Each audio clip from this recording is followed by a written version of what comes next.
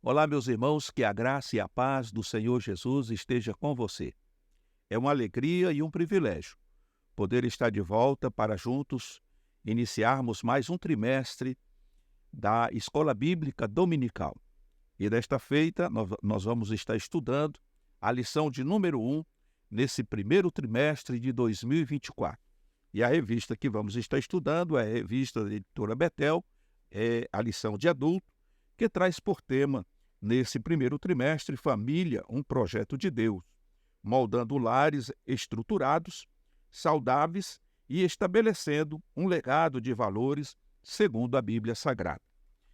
O comentarista desta lição, meus queridos, é o pastor Valdir Alves de Oliveira. Ele é pastor auxiliar na Catedral das Assembleias de Deus em Brasília. E a lição de hoje é a lição de número 1, que traz por título o projeto estrutural da família. Então, nós temos aqui o texto áureo que vem dizendo que, da seguinte forma: E disse o Senhor Deus, não é bom que o homem esteja só. Far-lhe-ei uma adjutora que esteja como diante dele. Gênesis, capítulo 2 e versículo 18. A verdade aplicada diz ainda que a criação da família é uma obra de Deus, mas a sua administração é de responsabilidade de seus membros. Então, nós temos aqui, um compartilhamento naquilo que Deus criou. Ou seja, Deus, ele criou a família, porém a administração é de responsabilidade de seus membros, ou seja, de cada família, de cada pai, de cada mãe, para que aprendam a conduzir os seus filhos no caminho que deve andar conforme nos orienta a palavra de Deus. Nós temos aqui os objetivos da lição de hoje, que o primeiro deles é refletir sobre o projeto divino, chamado família, mostrar que a família precisa estar firmada em Deus e, em terceiro, ressaltar as promessas que Deus tem para a família. O texto de referência da lição de hoje está registrado em Gênesis, capítulo 2, do verso 18 ao 24, que diz: E disse o Senhor Deus, não é bom que o homem esteja só. Far-lhe-ei uma adjuntora que esteja como diante dele.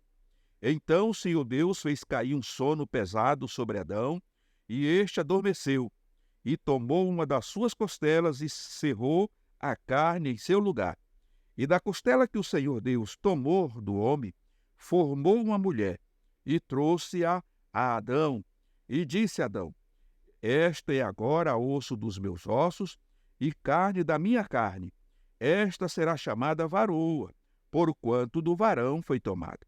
Portanto, deixará o varão o seu pai e a sua mãe, e apegar-se à sua mulher, e serão ambos uma carne. Bendito seja o nome do Senhor. Então, quando nós olhamos aí para o Antigo Testamento, principalmente para o livro do Gênesis, nós vamos perceber que para todas as criaturas que o Senhor criou, havia uma companheira. Porém, o homem estava só. E Deus percebeu que o homem estava só e conjecturou dizendo: não é bom que o homem esteja só. Vou criar para ele ou fazer-lhe uma companheira. Então o Senhor seguiu esse processo, o qual nós vimos aqui, fez Adão dormir, e quando ele está anestesiado, o Senhor tira uma das suas costelas e cria ali uma mulher, uma jovem, e o entrega a ele. E ela passa a ser agora sua companheira, sua adjuntora. Louvado seja o nome do Senhor. É por isso que o casamento é algo que Deus aprova, porque Deus não quer que ninguém viva na solidão. É por isso que está escrito que o homem deixa a casa do seu pai e da sua mãe e se une à sua mulher, e agora ambos se tornam a só carne. Louvado seja o nome do Senhor. E há muitos sentidos para esse se tornar uma só carne. Porém, nós vamos deixar aí para uma outra oportunidade todas essas explicações. O nosso motivo de oração hoje, irmãos, é para que o projeto de Deus sempre alcance mais e mais vidas. Nós estamos vivendo numa época conturbada, numa época em que a família está perdendo o norte, muitas famílias já não estão buscando o Senhor e nem obedecendo a sua palavra. Já não estão no centro da vontade de Deus. Muitas delas denominadas cristãs, né? Famílias cristãs que frequentam determinadas denominações, estão muito longe de Deus, porque a religião ela tem tomado um lugar importante na vida das pessoas e Deus tem ficado de lado. Então as pessoas elas querem sentir-se massageadas no seu ego, mas não querem ser confrontadas muitas das vezes com a palavra de Deus, que nos chama ao arrependimento, que nos chama à santificação, à pureza e etc.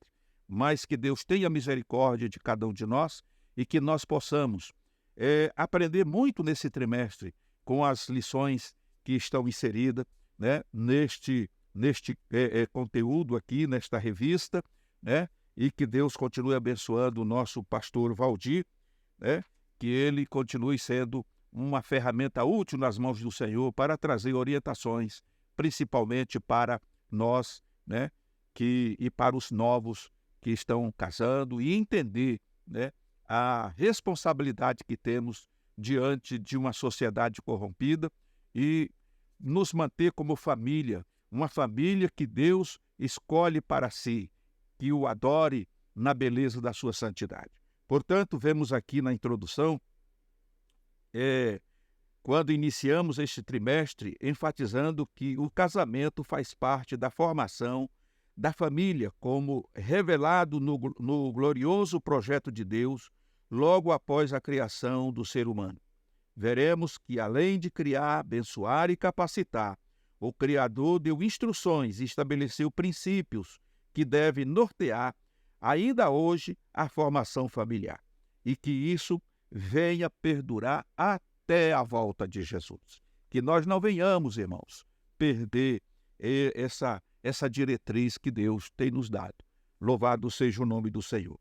O primeiro tópico vem falando sobre o projeto família.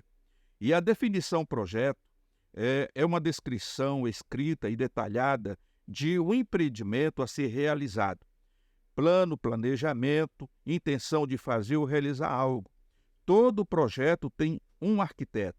Deus foi o engenheiro e desenhista, o mentor, o criador, o idealizador, o pai da concepção. Todo projeto tem um início, e esse projeto foi concebido ainda no Jardim do Éden, conforme está registrado em Gênesis, capítulo 2, verso 18 a 24. Então, esse é o projeto de Deus. Deus projetou a família. Deus olha para Adão e percebe que ele era uma pessoa solitária.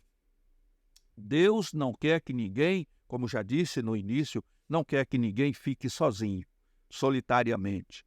Mas Deus criou o homem assim como todos os animais, né, com a sua companheira, para poder desfrutar das bênçãos e de tudo aquilo que Deus criou.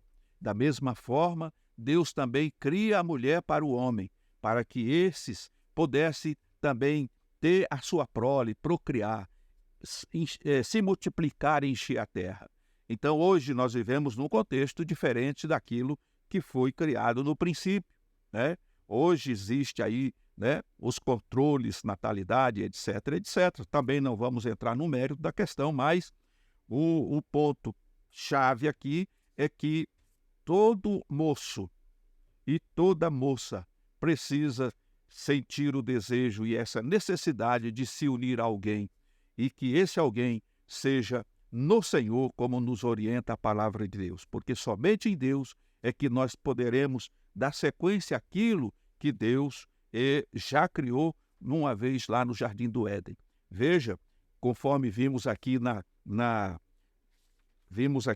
verdade aplicada, que a criação da família, ela foi uma obra de Deus. Porém, a administração desta família agora, ela é de responsabilidade dos componentes, do marido, da esposa, que se uniu através do casamento para viver uma vida abençoada e abundante e ter os seus filhos e os criá-los também, né, dentro daquilo que o Senhor preceitua na sua palavra. Portanto, Nós vemos aqui que Deus, ele foi o engenheiro, o desenhista, o mentor e o criador e o idealizador de todas as coisas. Bendito seja o nome do Senhor. E no primeiro ponto aqui, nós temos aqui qual seria a finalidade desse projeto. Aqui o comentarista vem dizendo que a parte A, não deixar o homem só. Então, o projeto de Deus era esse. Ele idealizou, ele projetou, ele construiu, ele fez tudo o que precisava, com o primeiro objetivo, não deixar o homem só. Então, o homem precisava de companheirismo. B, não deixá-lo sem adjuntora, ou seja, uma auxiliadora. Alguém que pudesse estar com ele, compartilhando com ele de todos os momentos. Até porque quando nós nos casamos, se você já casou, como eu sou casado, a gente faz aquela confissão diante do ministrante, e de toda a igreja presente, de que seremos fiel à nossa esposa na alegria, na doença, na adversidade, enfim. Então, essa mulher, essa jovem, no caso aqui, ela estava sendo criada por Deus para ser um auxiliador em todos os sentidos, uma adjuntora, alguém que estivesse do lado dele. Quantas vezes, irmãos, a nossa mulher, a nossa esposa, nos dá conselhos maravilhosos. Muitas vezes você está com a cabeça cheia, chafurdada, muitas vezes está sem norte, sem direção, e a esposa chega e te traz uma palavra, te traz um conselho que alivia o teu coração, acalma a tua alma, e você percebe que se ela não estivesse ali, talvez você fosse tomar uma decisão errada, ou talvez fosse extrapolar com alguma coisa. Então, a mulher é importante. E o mais importante de tudo isso é que a partir do momento que você se une a uma mulher, vocês se tornam uma só carne, ela faz parte de você e você faz parte da vida dela. Bendito seja o nome do Senhor. E em terceiro lugar, ou no C, o projeto de Deus, ou a finalidade desse projeto, era ter alguém que estivesse no mesmo nível e correspondesse. Então veja, irmãos, a profundidade disso aqui. Imagine se Deus tivesse tirado um pedaço do couro cabeludo do homem e transformasse numa mulher. Ela ia estar acima do homem. Imagine se ele tirasse lá da sola do pé. Ela seria um tapete. Mas quando Deus tira da costela, então Deus está colocando alguém que seja igual. Igual no sentido de poder administrar. Veja um ponto interessante, é que quando Deus cria todas as coisas, o paraíso, ou o jardim do Éden, e Deus coloca ali Adão, e futuramente ele traz Eva, cria Eva ali a partir da costela de Adão. A intenção de Deus, a responsabilidade que Deus delegou a Adão e Eva era de governar a terra. Então os dois, marido e mulher, governariam a terra para sempre. Esse era o plano original. Mas aí o pecado entrou. E por conta do pecado, o homem perdeu esse direito. E por conta disso, toda a humanidade, a partir de Adão, ficaram agora debaixo do pecado. E como escreve muito bem o apóstolo Paulo, quando diz que o salário do pecado é a morte, então o homem agora tornou-se um ser mortal. E se ele não tiver essa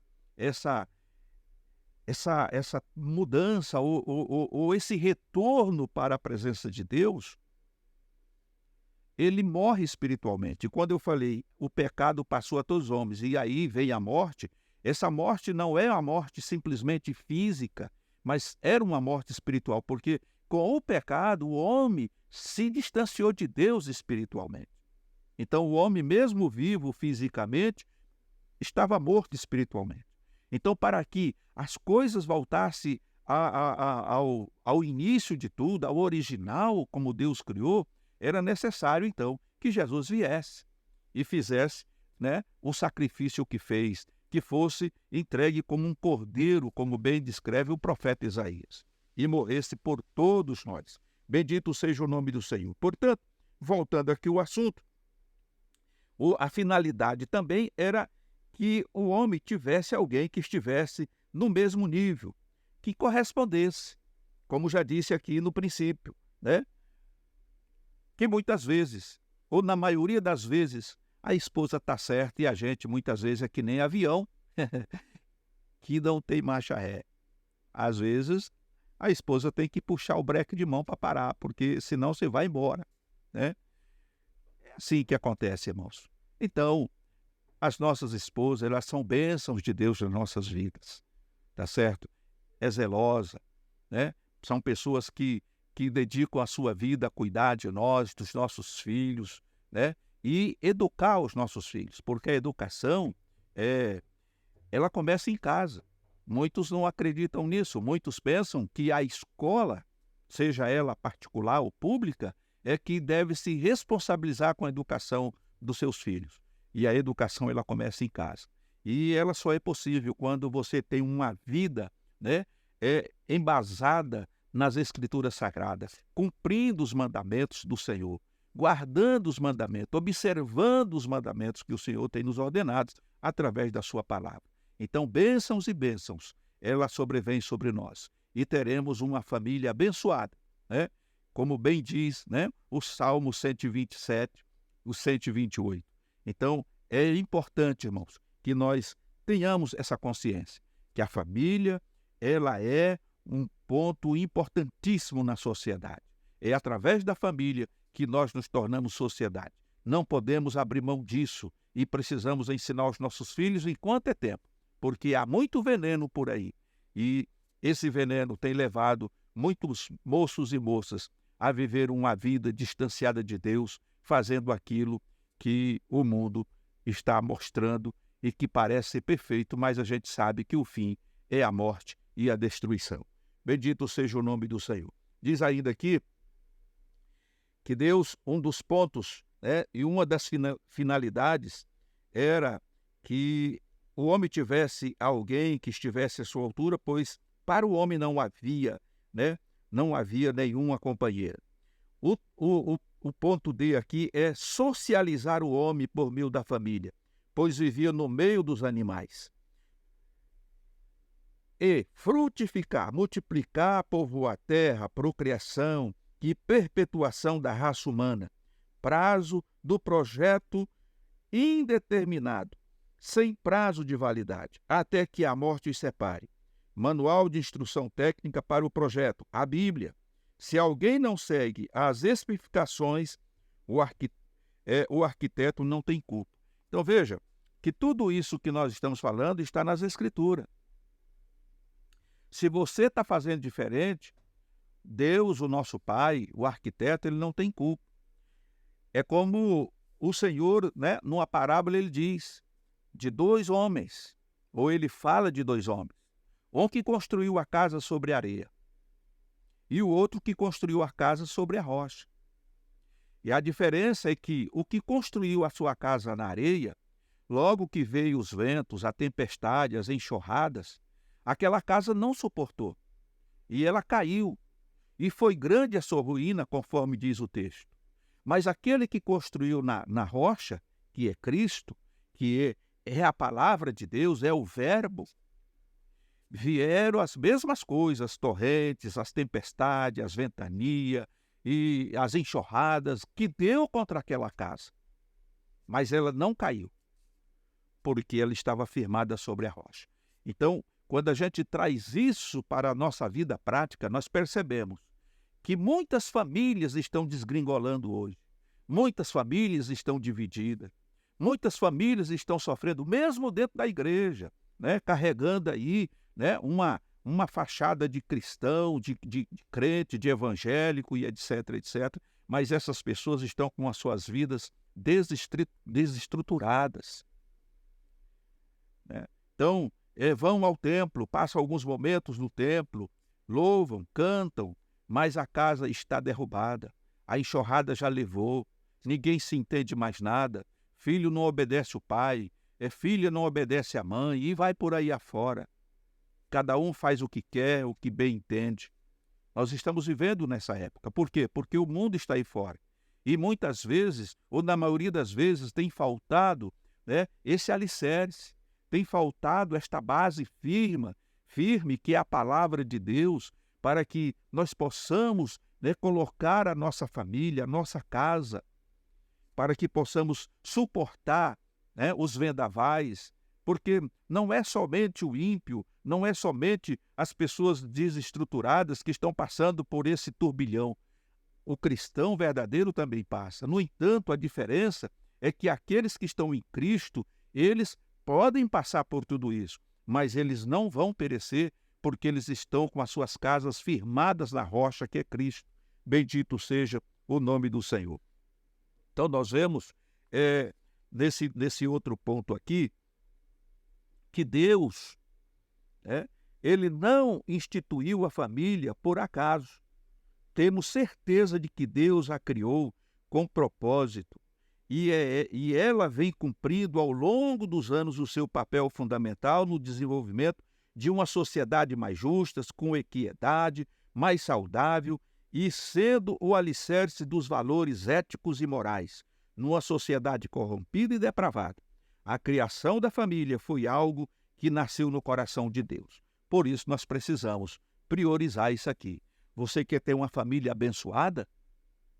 Você quer que seus filhos sejam como flechas na aljava do flecheiro? Que você pode lançá-los e eles vão perpetuar o teu nome na terra e vão dar continuidade àquilo que eles aprenderam na sua infância? Então, coloque a sua vida na presença de Deus, comece a priorizar. Não deixe as coisas do mundo influenciar a sua família.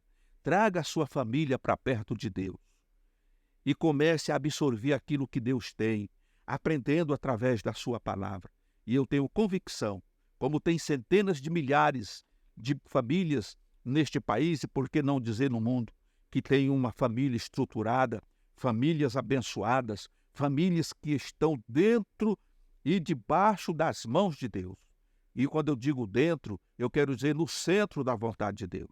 A perfeição, ela não é 100%, mas como Deus conhece o coração, e diz o texto bíblico que Deus não ouve a pecador, mas se esse pecador tem um coração sincero, um coração quebrantado, né? Se Deus olha para você e percebe que você tem fome, sede de estar na presença do Senhor, de fazer a sua vontade, Deus ouve e Deus abençoa. Bendito seja o nome do Senhor. Um outro ponto aqui é na questão do investimento desse projeto. Então veja, irmãos, que Deus fez um investimento e foi o maior investimento que alguém poderia fazer. Só Deus podia fazer. E qual foi esse investimento? O amor. O amor. Sem amor, o projeto não tinha como prosseguir. Ele esfriaria. Depois, responsabilidade. Deus se responsabilizou, porque sem responsabilidade o projeto não andaria. Outro ponto, a presença de Deus. Veja que Deus esteve presente. Para todas as coisas, Deus apenas falou. Haja isso, haja aquilo outro. Mas ao homem foi diferente. Façamos. Então Deus esteve presente. Quando Deus cria a mulher, Deus estava presente. Digamos que ele foi o cirurgião, né? Anestesiou Adão, fez uma incisão, tirou uma costela, da costela ele fez aquela mulher, aquela moça, e quando Adão volta da anestesia, a moça está ali, aguardando ele. E aí Adão se expressa conforme vimos no texto. Essa é carne da minha carne e ossos dos meus ossos. Portanto, será chamada varoa. Vejamos aqui o texto. como está dito aqui. Está dizendo aqui, e disse Adão, este é agora osso dos meus ossos e carne da minha carne. Esta será chamada varoa, porquanto do varão foi tomada. Então nós vemos aqui que Deus, ele esteve presente nesse ato. Foi a presença de Deus ali em todo o tempo, porque sem a presença de Deus, o projeto ia ficar sem o arquiteto. Bendito seja o nome do Senhor. Teve cooperação. Sem a cooperação, o projeto ficaria egoísta. Um outro ponto, tinha compreensão. Sem compreensão, o projeto fica embaraçado. Taxas de juro do projeto. Vencer as dificuldades diárias. Passar por cima dos obstáculos e vencer as crises. Então, esse é o ponto-chave da família. O cordão de duas dobras. Marido e mulher. Junto com a terceira dobra, Cristo, jamais será rompido. E aí, essa família, esse casal, ele tem poder para vencer as dificuldades diárias, para passar por cima dos obstáculos e vencer as crises. Não existe um casamento que não tenha crise, irmãos. Que não haja dificuldade, que não haja problemas. Mas quando nós temos Deus em primeiro lugar, como hóspede invisível, mas permanente, todos os processos que se levantem serão desfeitos, porque a união, como diz muito bem um adágio popular, faz a força. Bendito seja o nome do Senhor. Um outro ponto, produzir outros produtos idênticos. Fazer o homem à imagem conforme a semelhança de Deus, conforme Gênesis 1:26, e perpetuar a raça humana, dominar sobre os peixes do mar, sobre as aves do céu, sobre os animais domésticos e sobre toda a terra e sobre todos os répteis que se arrastam sobre a terra. Então veja, como nós dissemos no princípio, um dos pontos cruciais é a multiplicação, ou seja, fabricar outros produtos idênticos. Nós nos tornamos imagem e semelhança de Deus, ok? A partir de agora, os produtos, nossos filhos, serão a nossa imagem. Você já ouviu aquela expressão quando diz, olha, esse menino tem a cara do pai. Olha isso. É a imagem. Nós temos a imagem de Deus. Adão tinha a imagem de Deus, era a semelhança de Deus. Nós temos a semelhança de Deus e fabricamos outros produtos, temos nossos filhos e filhas para povoar a terra. E o segredo, a outra parte importantíssima nesse contexto é que para dominar a terra, governar, administrar, é o papel fundamental do homem e da mulher. Portanto, os filhos estão na concepção do casamento. Os filhos são herança do Senhor, conforme diz o Salmo 127, verso 3. As mulheres mais novas deverão se casar e ter filhos, né? Conforme preceitua 1 Timóteo capítulo 5, 14. Crescei, multiplicai e povoai a terra. Gênesis capítulo 1, 28. Não são só os filhos que são uma bênção, mas também os filhos dos filhos são a coroa dos velhos. Provérbio 17, verso 6. Um casal como Abraão e Sara, ao gerar um filho, era sinal da bênção de Deus sobre aquela família. Gênesis 17, 19. A aliança perpetua para a sua descendência depois dele. Que maravilha, né? O casal começa sozinho, como eu um dia comecei, como você também. Vieram os filhos cresceram, casaram-se, cumprindo o mandamento bíblico. Vieram os netos. E que alegria para nós, para você, ter os nossos netos e saber que o nosso nome foi perpetuado na terra. Bendito seja o nome do Senhor. Como diz aqui, os netos são a coroa dos velhos, da velhice. Bendito seja o nome do Senhor. No terceiro e último ponto desse tópico de número 1, esse projeto ele também tinha uma especificação. E qual era a especificação desse projeto? A fórmula e a receita foram dadas. Macho e fêmea os criou, conforme está registrado em Gênesis, capítulo 1, verso 27. E aí diz aqui que deixará o homem pai e mãe, unir-se à sua mulher, algo único e monogâmico, conforme registra Gênesis 2, 24. Cada casamento constitui uma nova família, Gênesis capítulo 2, 24, 1 Timóteo 3 e 2. A união se dá a partir da junção em uma só carne, Efésios capítulo 5, 31. A forma foi dada e não tem como substituí-la. A fábrica precisa das especificações. Sem a forma, não há fabricação de novos produtos. O casamento é uma união de dois sexos opostos. Deus detalhou e deixou bem conhecidas as regras. Tudo foi pensado por Ele. Ele nos deu a responsabilidade de cumpri-las. O dono do projeto é Deus, mas a administração do projeto é nossa. Então, os irmãos entenderam, né? Não preciso aqui entrar em mínimos detalhes, porque os irmãos sabem com toda certeza o que é que o texto está dizendo aqui. Homem e mulher, macho e fêmea, quando os dois se fundem, quando os dois se unem, vem, né, o filho, vem uma nova vida. E isso foi feito por Deus, para que nós tivéssemos família, para que a partir daí tivéssemos uma sociedade abençoada por Deus. Bendito seja o nome do Senhor. Então, o modelo original da família está relatado na Bíblia Sagrada. Foi a criação exclusiva de Deus. Ela foi concebida para ser a célula mais importante da sociedade, constituída a partir do casamento, que é a união de duas pessoas de sexo diferente, para procriarem e povoarem a terra. O primeiro casal, Deus se encarregou de criar, conforme está registrado em Gênesis 1, 27.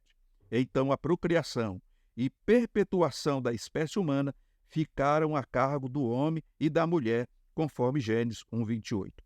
A família que cumpre o projeto de Deus na sua totalidade é um testemunho prático do desenvolvimento desse projeto divino e vivencia a bênção do Criador. Então, sem querermos generalizar ou partir para um outro ponto, nós sabemos que o casamento só é perfeito quando ele ou acontece entre um homem e uma mulher. Não há possibilidade, e é antibíblico, aceitarmos um casamento de pessoas do mesmo sexo ou gênero, né? Porque isso vai na contramão daquilo que Deus criou. Deus criou o homem e a mulher com uma finalidade. E para que isso se cumpra, esse casamento tem que ser um casamento entre homem e mulher, entre um moço e uma moça. Porque quando isso acontece, estamos cumprindo aquilo que Deus determinou através das Sagradas Escrituras. Ok, meus amados irmãos? No segundo tópico, nós vemos que a família precisa estar firmada em Deus. Esse é o primeiro ponto principal e primordial. Não é possível constituir uma família fora desse parâmetro, fora dessa rocha que já falamos no princípio. Então, veja, a família precisa estar firmada em Deus, porque quem criou sabe preservar, porque quem criou sabe consertar, porque o cordão de 3 dobras não se rompe facilmente, conforme está registrado em Eclesiastes, capítulo 4, verso 12. O que diferencia o casamento do ímpio e do cristão é a presença de Deus. Ele é o grande reparador dos casamentos e famílias em crise. Bendito seja o nome do Senhor. Então veja que hoje muitos cristãos estão se divorciando, se separando, porque não estão, muitas vezes, suportando as crises. Como dissemos, Todo casamento passa por crise, passa por vendavais, passa por diversos problemas.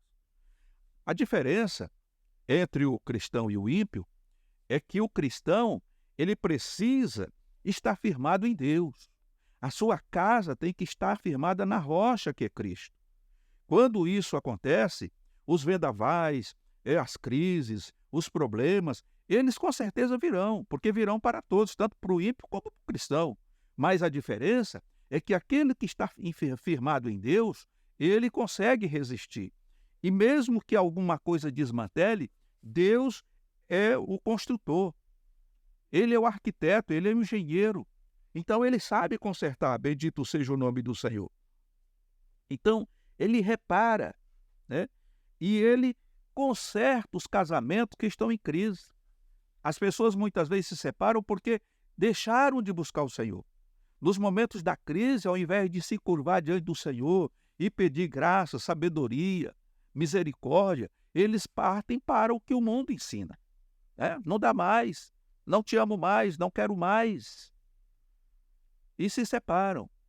E como está escrito que um abismo chama outro abismo, o que vai acontecer é pior do que o que está acontecendo. Por quê? Porque geralmente essas pessoas, quando se separam, elas não conseguem ficar sozinhas. Se bem que a palavra de Deus diz, através do apóstolo Paulo, que se alguém se separar, que fique só. E se mais tarde sentir desejo de se unir, que se una de novo com seu marido, ou com a sua esposa, ou o marido com a esposa. Então, Paulo, em nenhum momento, ele está dizendo, não, você se divorcia e casa com outro e vai. Não, ele não está dizendo isso. A pessoa, muitas vezes, irmãos, sai de um casamento desmantelado, porque as coisas não deu certo, porque estão longe de Deus, e entra no outro casamento e o problema vai ser maior. Se você analisar quantas pessoas, não estou aqui também generalizando, longe de mim, que tem muitas pessoas que por algum motivo se separaram, casaram de novo e vivem muito bem. Melhor do que o primeiro. Louvado seja Deus por isso. Mas tem muitos irmãos que já passaram por dezenas de casamentos. Vão assim, sabe? Como se trocasse de camisa. E ele continua infeliz, continua enfrentando o problema. Por quê? Porque estão longe de Deus. E isso é ruim. Mas vamos adiante. Veja, irmãos, o casamento é a base sólida e oficial para a implantação da família. Como encontramos no manual bíblico, o estabelecido no princípio é a formação de uma família a partir de um casamento para manter uma árvore genealógica, ligação e origem familiar, para que cada ser humano cresça e se desenvolva em uma estrutura adequada para atender os vários aspectos envolvidos em sua história de vida, para que tenha laços e lastro, para que seja uma coisa digna e estruturada, para não viver em prostituição, 1 Coríntios 7, verso 2. As mais novas se casem, tenham filhos e sejam boas donas de casa, 1 Timóteo 5,14. O casamento é um pacto, uma aliança permanente, não é experimental. Ninguém pode casar-se para ver se vai dar certo. Se não der certo, separa. Mas o casamento é até que a morte o separe. Então, esse é o sério. Não é uma experiência. Eu vou casar com a fulana, ou a fulana diz, eu vou casar com o cicrano.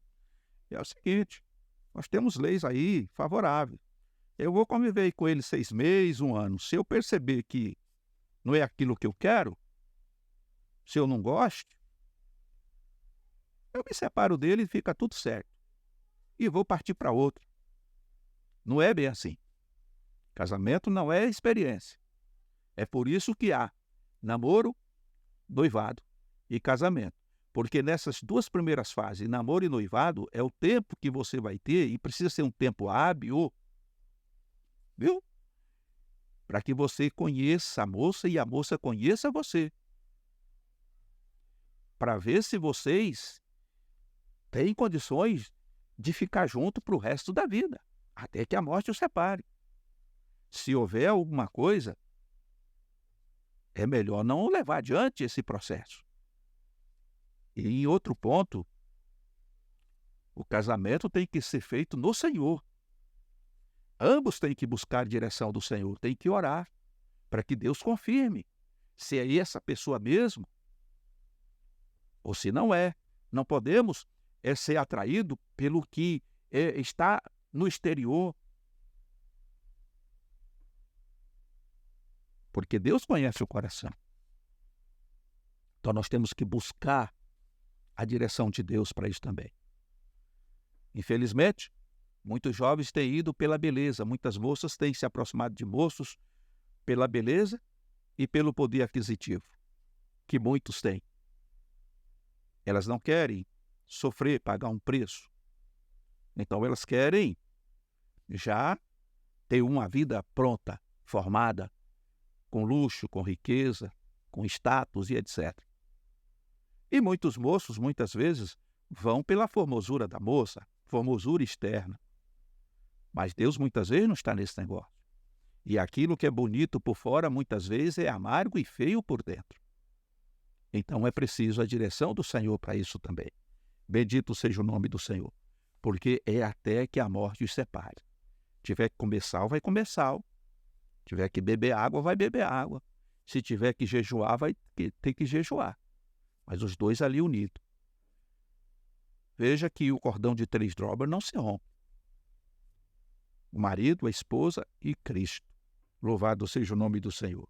Então veja que o casamento foi criado para desenvolver uma sociedade saudável. Quando Deus criou o homem e a mulher e instituiu o casamento, conforme registra Gênesis 2, 18 a 25, ele foi o primeiro juiz de paz ao celebrar o primeiro casamento, e ele o fez visando a felicidade do ser humano. Porém, ao contrário do que muitos afirmam sobre o casamento, considerando-o como algo que estorva a liberdade humana, ele foi estabelecido a fim de que as pessoas pudessem viver satisfeitas, amparadas e felizes. Isto nos leva a concluir que é relevante na estruturação adequada da família a observância do casamento como estabelecido no princípio. Então, essa é a fórmula que Deus preparou para os casais, né? Traz alegria, felicidade, companheirismo, comunhão, né? Porque o casamento é a base da família. Bendito seja o nome do Senhor. Num outro ponto aqui, nós vamos perceber que a família deve cultivar a prática devocional. Este, então, é um dos pontos que nos leva ao início ali do tópico 2, aonde a família precisa estar firmada em Deus. Então veja, irmãos, os hábitos da leitura bíblica regular, a oração coletiva e individual e o de ouvir e cantar louvores no ambiente familiar muito contribuem na construção e manutenção de um ambiente harmonioso, saudável e edificante. Tais hábitos, além de beneficiar dentro de casa, também irão refletir na vida de seus membros quando em outros ambientes, como profissional, educacional e inclusive eclesiástico. A prática devocional é fundamental também para transmitir, solidificar e promover os valores cristãos, principalmente quando há crianças e adolescentes no seio da família. Diversos são os desafios que ameaçam a estabilidade e integridade das famílias, a começar dentro de casa, requerendo, assim, muita atenção por parte de todos os membros da família para estarem priorizando na rotina diária a prática devocional. Nós poderíamos falar muitas coisas acerca desse ponto que acabamos de ler, mas como o tempo é resumido, nós sabemos que um lar ou uma casa aonde a palavra de Deus está em evidência, prática que muitas vezes, irmãos, tem sido esquecida em muitos lares, é o devocional ou culto doméstico, hoje nós temos na televisão mesmo, né, canais evangélicos, né, colocar um CD, DVDs evangélicos, muitos cantores, né, homens de Deus, que têm músicas que elevam, né, a nossa alma na presença de Deus. Ouvir. Isso ajuda as crianças a absorverem aquilo que Deus tem para cada um de nós. Os adolescentes e os adultos. Fica um ambiente gostoso e agradável. Mas o que nós vemos na prática é que hoje nós temos as babás eletrônicas.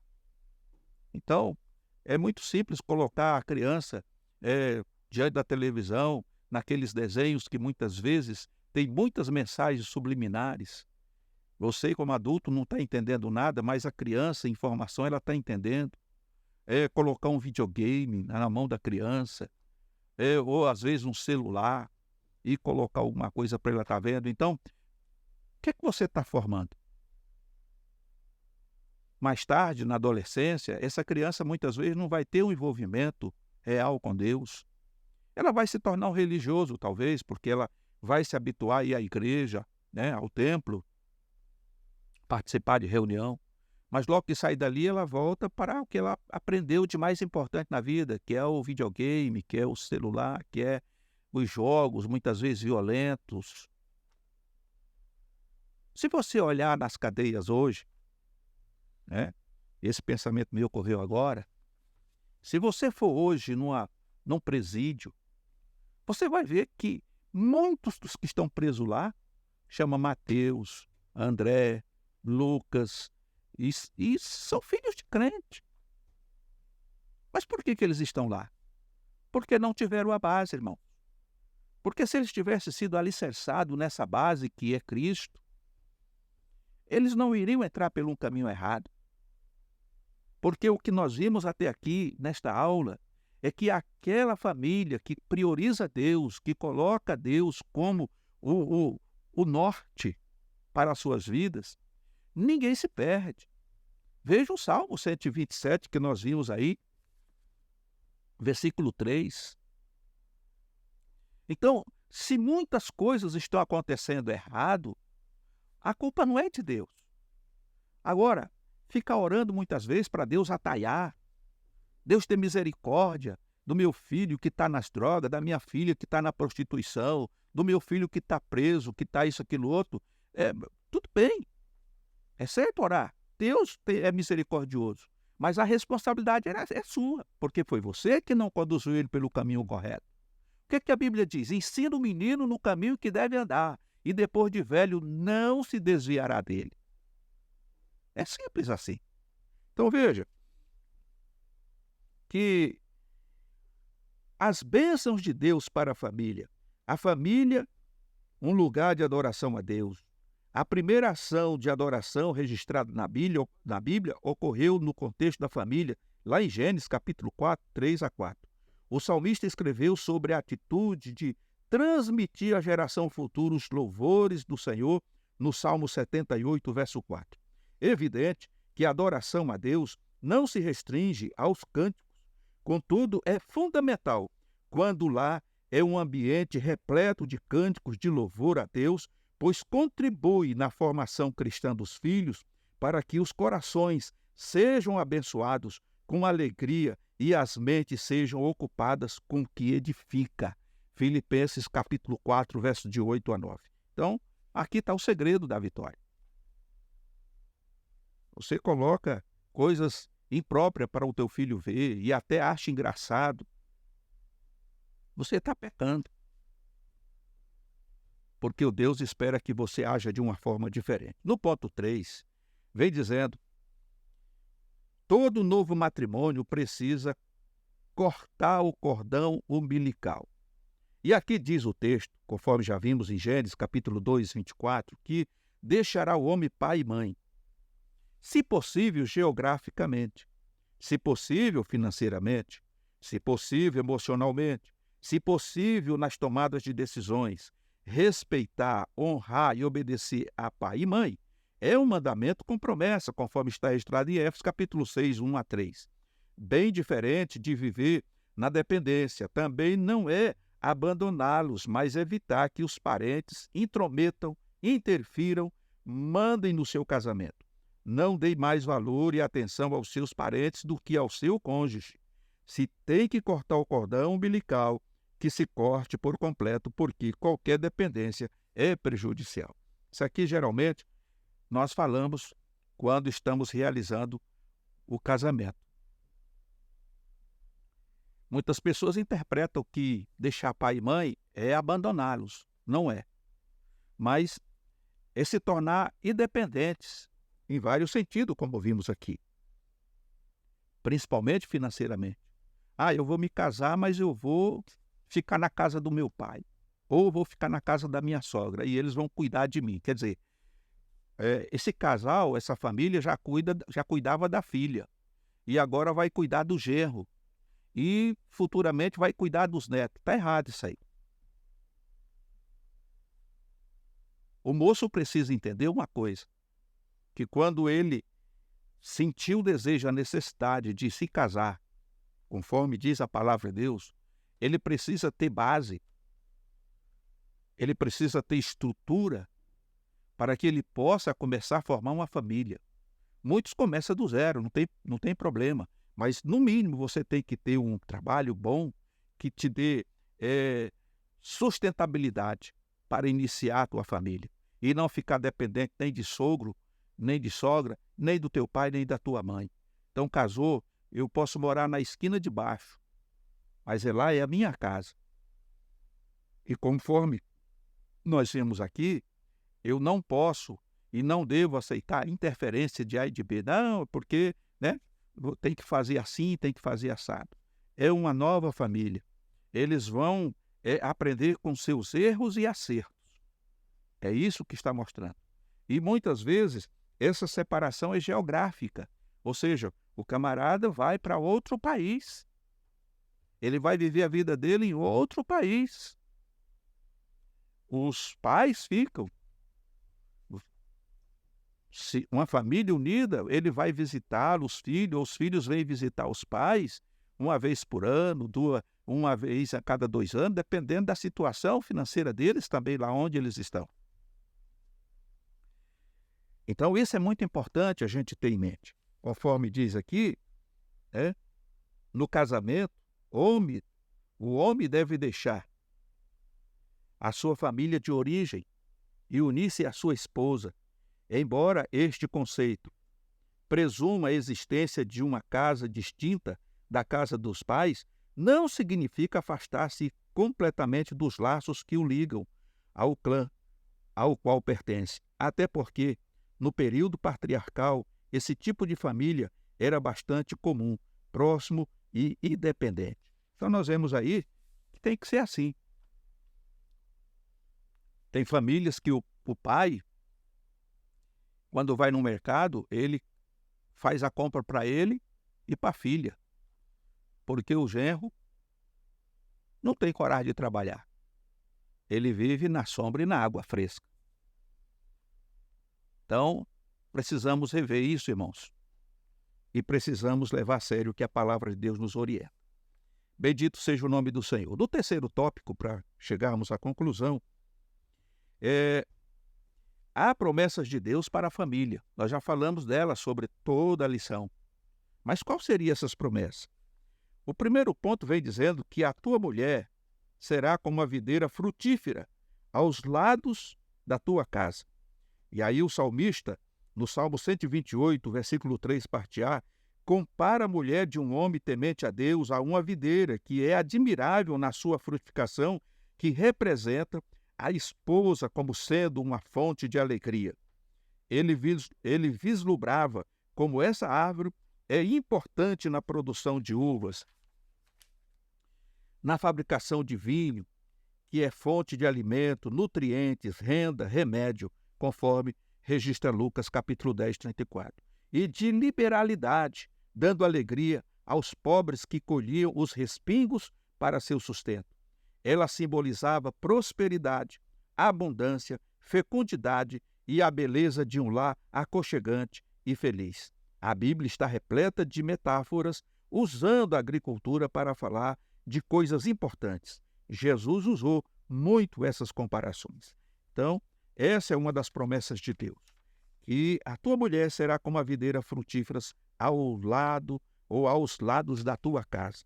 Então, Deus promete abençoar a tua vida, a vida do casal, trazendo os filhos saudáveis, filhos abençoados, filhos que darão alegria, filhos que serão abençoados no futuro e que prosseguirão no mesmo caminho, porque jamais se desviarão deles, porque irão ser ensinados no caminho que deve andar. Um outro ponto importante é que para obter as promessas de Deus para a família existem regras, e regras bíblicas claras e contundentes que caracterizam algo que é definitivo, inquestionável e impede a possibilidade de contestações. O marido é agraciado como uma mulher frutífera, uma mulher virtuosa, uma mulher sábia que faz do seu lar um ambiente saudável, conforme Provérbios 14, verso 1. Uma mulher que não passa vergonha no seu marido e o respeita. Por sua vez, a mulher também é agraciada com um marido temente a Deus e cumpridor dos seus deveres como pai de família, como cabeça do lar, fiel a Deus e fiel à sua esposa. Isso aqui é profundo, irmãos.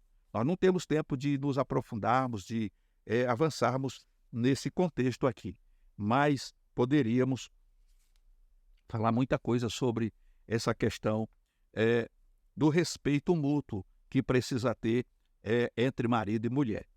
Aqui apenas um ponto que é salientado, que diz que a mulher não passa vergonha no seu marido, né? E ela é agraciada com um marido temente a Deus. Então, isso é muito importante para a vida do casal. No ponto 2, está dizendo aqui que os filhos serão como plantas de oliveira à roda da sua mesa. O salmista, mais uma vez, no Salmo 128, versículo 3, parte B, ele faz essa comparação dos filhos de um homem temente a Deus a uma oliveira, que é uma das mais valiosas árvores para os hebreus, que representa os filhos fortes e cheios de saúde, como uma oliveira nova, reunidos à volta da mesa. Era chamada dignamente de rainha das árvores. Ele vislumbrava como esta belíssima árvore é importante na produção de azeitonas e de azeite, que é fonte de alimento, renda, remédio, conforme Lucas 10:34. Unção, 1 Samuel 16:1 e verso 13. Madeira para esculpir e generosidade, dando aos pobres a alegria de colher os seus respingos para a sua sobrevivência. Ela simbolizava longevidade, vitalidade, perseverança e fidelidade dos filhos que obedecem e honram os pais. Então, veja, são promessas de Deus para a família, para os filhos. Deus promete abençoar, né, aqueles que são tementes a Deus, aqueles que andam nos seus preceitos. Os filhos serão abençoados na terra, conforme Deus fala a Salomão, né? Se você andar nos meus caminhos, obedecer os meus mandamentos, as ordenanças que eu tenho te dado hoje, eu serei contigo e nunca faltará sucessor ao trono, como prometi ao teu pai Davi, que andou na minha presença. Irmãos, isso é muito sério e é muito profundo. Irmãos, as bênçãos de Deus, elas estão condicionadas à observância e muito mais ainda à obediência à palavra de Deus. Quando nós nos submetemos a Deus e procuramos andar em obediência à sua palavra, guardando os seus mandamentos, nos desviando do mal, a mão de Deus estará sobre as nossas vidas, conforme está registrado em Deuteronômio. E aonde nós andarmos, aonde colocar a planta do nosso pé, aonde colocar a nossa mão, as bênçãos do Senhor vai estar presente. Eu não preciso correr atrás de bênção, porque é ela que vai correr atrás de mim, porque as bênçãos do Senhor vai estar comigo, vai estar com você. E tudo que nós fizermos será abençoado por Deus, porque esta é a promessa de Deus para as nossas vidas. Bendito seja o nome do Senhor. E aí, para concluir, vem dizendo que quando nós seguimos este manual, que é a palavra de Deus, né, viverás para ver os filhos dos teus filhos. Ou seja, eu não terei uma morte prematura.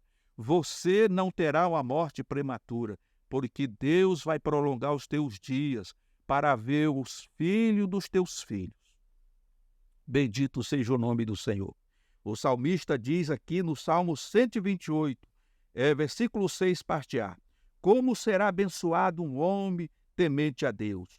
A promessa de viver para ver os filhos dos filhos é empolgante e abençoadora. A chegada dos netos é algo indescritível.